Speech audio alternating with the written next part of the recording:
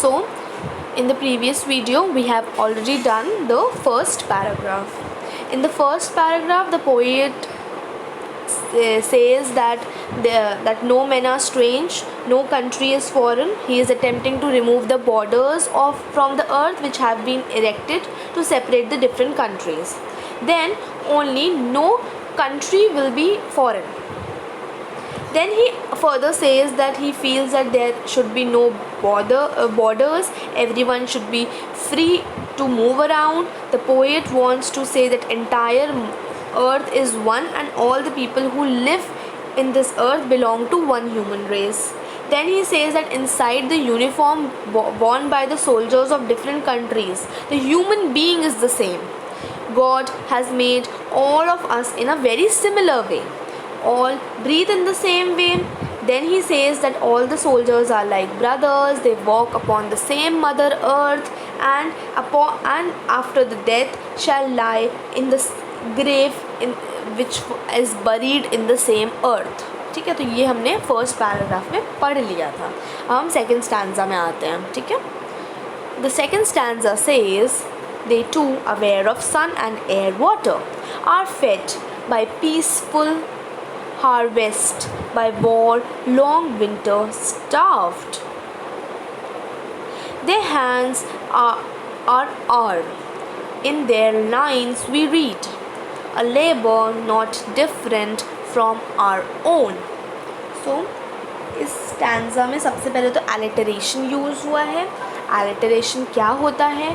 जब closely placed words either starting or the ending of the sentence में, जब closely placed words में एक ही तरीके का consonant sound emerge होता है तब हम उसको alliteration बोलते हैं. What are consonants? A to Z alphabets में there are 5 vowels A, E, I, O, U. Rest जितने भी बचे हुए होते हैं सारे के सारे consonants बोले जाते हैं. तो यहाँ पर stanza 2 में wars winter in the second line last में you can see by wars long winter starved. तो W का साउंड प्रिवलेंट है यहाँ पर और दोनों क्लोजली प्लेस्ड वर्ड्स भी हैं. देन मेटाफर इज़ यूज जब कोई लिटरल सेंस में जब किसी दो चीज़ों को नहीं कर सकते हम लोग कंपेयर, बट पोम को अच्छे से समझने के लिए poet use this metaphor to make the readers understand in a clear way. तब वो कोई ऐसी दो चीज़ें कंपेयर करते हैं. तो इधर इस स्टैंजा में war is compared to the winter scene. तो यहाँ पे वॉर जो है वो विंटर सीन से कंपेयर करी गई है. तो यहाँ पे एक मेटाफर यूज़ हुआ है. ठीक है, नाउ देख लेते हैं इस स्टैंजा का मीनिंग क्या है. पहले नाउ यहाँ पे दे सबसे पहले जो स्टार्ट हुआ है वो हुआ है they say. They refer to those people who belong to other countries. They किससे रेफ़र होता है? उन लोगों से जो दूसरी कंट्रीज से बिलोंग करते हैं. We call them foreigners and discriminate them and fight with them also. जो दूसरी कंट्री से बिलोंग करते हैं उनको हम लोग क्या बोलते हैं? फॉरेनर्स बोलते हैं. और उनके साथ हम डिस्क्रिमिनेशन करते हैं, भेदभाव करते हैं और लड़ते भी हैं. The poet says the nature has given all the bounties to all people also just like he has given to us. But poet का कहना है कि जितने भी नेचर ने, जैसे लैंड है, सनलाइट है, एयर है, एस्थेटिक नेचर है, सारी चीज़ें, एटमॉस्फेयर है, सारी चीज़ें हर एक पर्सन को दी हैं जो इस अर्थ में रह रहा है. ठीक है, जस्ट लाइक उसने हमें दी है. So every one get sunlight, air, water in equal major, which means that God does not differentiate between people from different countries. तो इसका मतलब है कि अगर गॉड ने same amount of sunlight, same amount of air, same amount of water, सब कुछ दिया है इक्वल अमाउंट में, तो हम कौन होते हैं डिफरेंशिएट करने के लिए, भेदभाव करने के लिए? हम कौन होते हैं? Who are we to do all these things? If God has given everything to every people in a same amount, everyone gets sunlight, air and water in equal measure, which means the God does not differentiate between people from the countries. We all do farming during the time of peace when there is no war. So वो basic जब ये लिखी हो में भी तो उस time पे सिर्फ फार्मिंग चलती हो मेजरली, तो या तो वॉर होती थी या तो फार्मिंग होती थी। तो he is saying that we all do farming during the time of peace, कि सब लोग फार्मिंग करते हैं जब पीस का टाइम होता है, जब कोई लड़ाई झगड़ा नहीं हो रहा होता है। When there is no war we live in a relaxed life and eat the things which given to us by nature. So by this he is trying to say that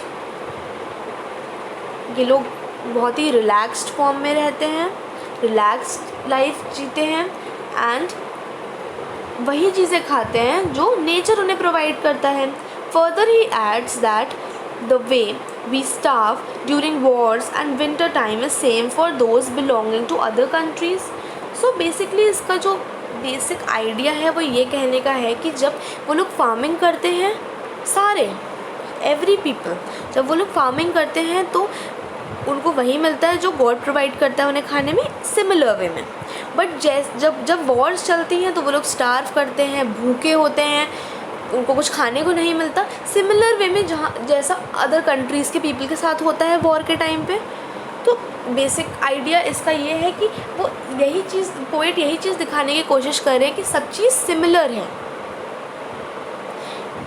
okay, so he wants to say that foreigners who belong to another country and we both are same. So इनका basic idea यही है कि जो foreigners belong करते हैं वो और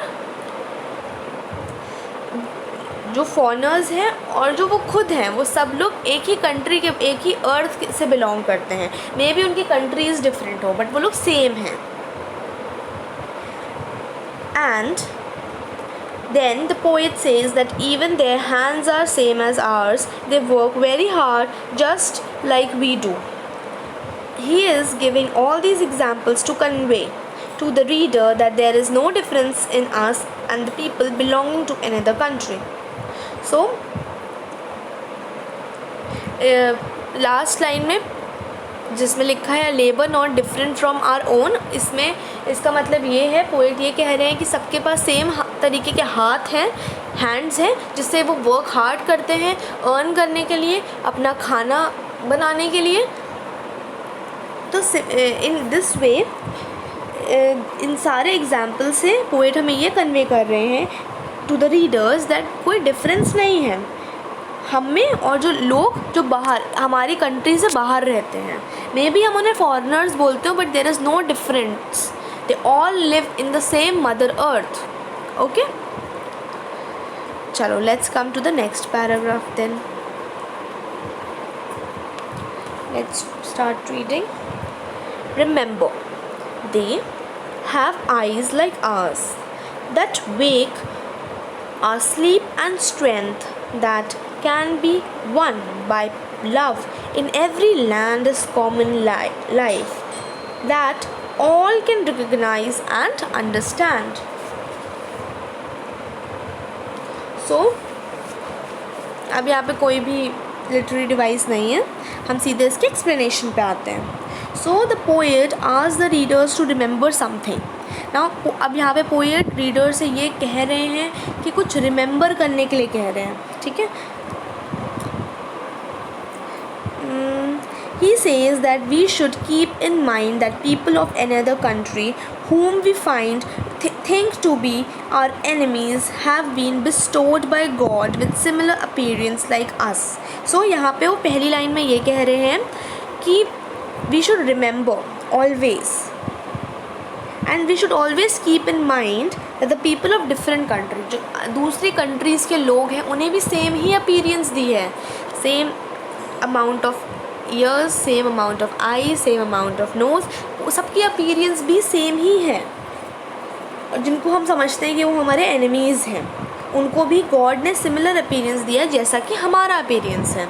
and further he says God has given them eyes like ours which open when awake and close when we are asleep. So he saying कि जो गॉड है उन्होंने हर एक इंसान को इस वर्ल्ड में एक ही तरीके की आइज़ दी हैं, जब बंद होती हैं जब हम लोग सोते हैं और खुलती हैं जब हम उठ जाते हैं।